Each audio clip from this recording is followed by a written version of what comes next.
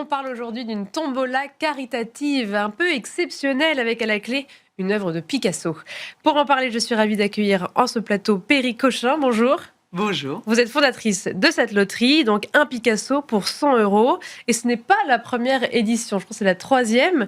Comment est-ce qu'on fait à chaque fois pour trouver un Picasso qu'on peut remandre et soumettre? C'est la bonne question. C'est pas facile de trouver un Picasso qui est exactement comme on a envie, c'est-à-dire très représentatif de l'œuvre de Picasso.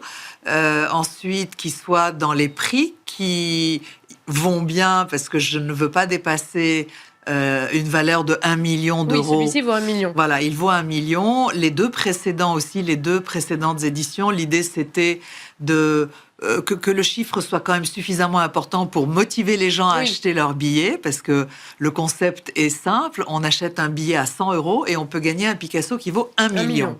Voilà. Et si on n'a pas gagné, on a donné 100 euros à une œuvre caritative. Donc, trouver un Picasso qui vaut 1 million, c'est pas évident. Il y a des Picasso qui valent beaucoup plus cher, et il y en a pas beaucoup qui valent moins cher. Donc, le challenge. Et on reste quand même sur une toile très représentative. Ah bah là, celle-là, vous la reconnaissez. Voilà, celle-là, c'est une tête de Dora Maar, un portrait de Dora Maar qu'on a trouvé chez Opéra Galerie, qui est une qui est une galerie qui a pignon sur rue dans le 8e à Paris, mais dans une quinzaine de pays aussi.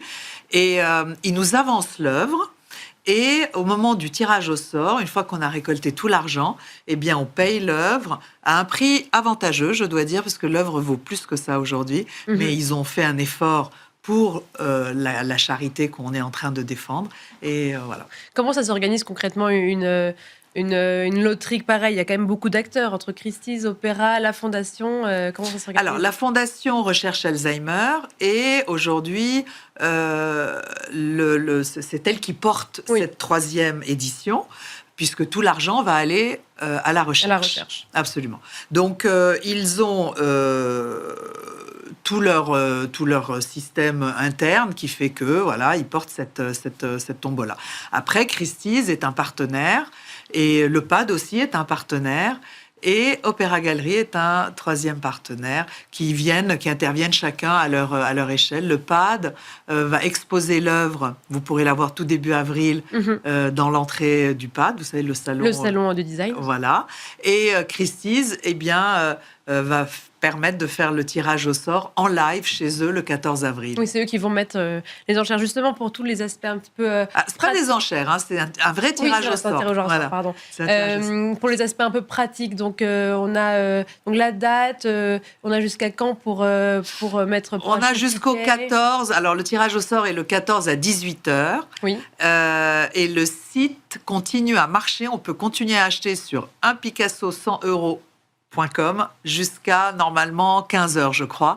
Et après, il y a un huissier qui vient, qui vérifie que tout est bien en règle, avant de faire le tirage au sort à 18h, en direct. Combien est-ce que vous avez réussi à lever pour les précédentes éditions? Il y avait combien de personnes qui avaient participé à ce genre? La première édition, on avait réussi à lever à peu près 5 millions d'euros. Ah oui, donc c'est bien au-delà. C'est l'idée. Sinon, oui. Vous savez, il faut des autorisations préfectorales, il faut l'autorisation de la Picasso administration, etc.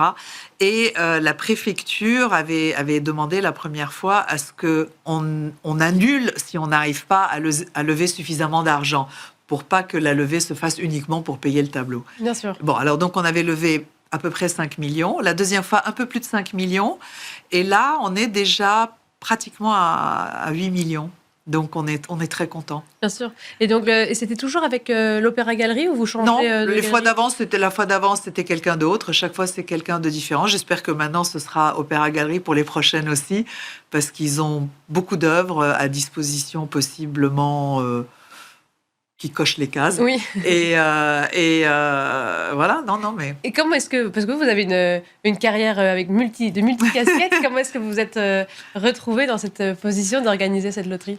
Écoutez, ça a commencé, c'est ma mère qui est ambassadeur de bonne volonté à l'UNESCO et qui défend une ville archéologique et patrimoine, etc.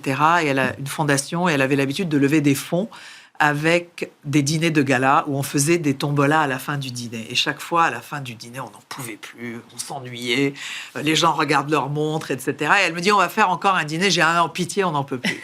Et c'est comme ça que j'ai eu l'idée.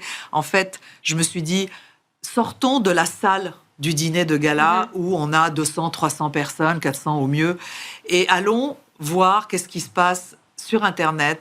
Et on pouvait toucher la planète entière en faisant une tombola. Donc, il a fallu trouver une idée, en fait, pour intéresser tout le monde, pour que ça puisse parler vraiment à tout le monde. Quel est l'artiste le plus connu sur la planète? C'est Picasso. Donc, voilà, ça s'est fait comme ça. Et je suis allée voir après la Picasso Administration et la succession Picasso pour obtenir leur accord pour pouvoir utiliser le nom. Leur validation, bien sûr. Utiliser le nom. Merci beaucoup, Perry Cochin. Je rappelle que vous êtes fondatrice donc, de cette loterie Un Picasso pour 100 €. Donc, vous pouvez acheter les tickets jusqu'au 14 avril. Et merci à vous toutes et tous de nous avoir suivis. C'était Arrêt Marché.